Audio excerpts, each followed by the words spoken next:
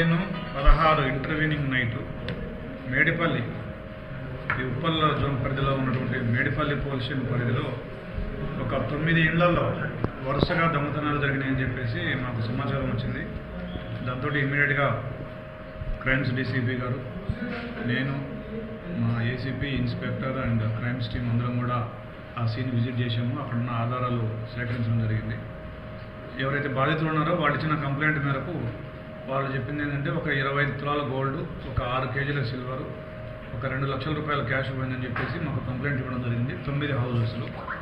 దాంతో వరుసగా దొంగతనాలు జరగడంతో ఈ కేసుని ఛాలెంజ్గా తీసుకొని మా సిపి గారి ఆదేశాల మేరకు law and order and crime సంబంధించి టీమ్స్ ఏర్పాటు చేసి అన్ని రకాల ఆధారాలని పరిశీలించి, సాంకేతిక ఆధారాలు అన్నిటిని కూడా పరిశీలించి ఒక 4 అక్యూజ్డ్, అంటే ఇందులో 3 దొంగతనం చేసినారు. మనకు సీసీటీవీ ఫుటేజ్లో కూడా 3 దొంగతనం చేసినట్టుగా వచ్చింది. 4వ అతను రిసీవరు. ఈ 4గురిని కూడా మనం అదుపులోకి తీసుకోవడం జరిగింది.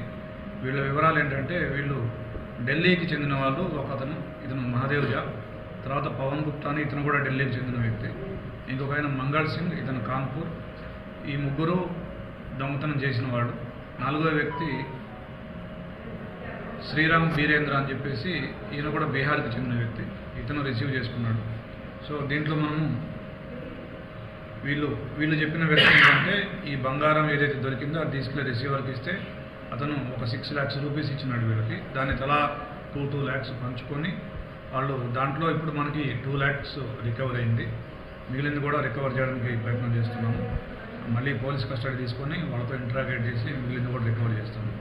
దీంట్లో వీళ్ళందరికీ కూడా 2008 నుంచే పరిచయం, తిహార్ జైల్లో పరిచయం అయ్యి ఆ పరిచయంతో ఒక ముఠాగా ఏర్పడి వీళ్ళు దొంగతనం చేస్తున్నారు.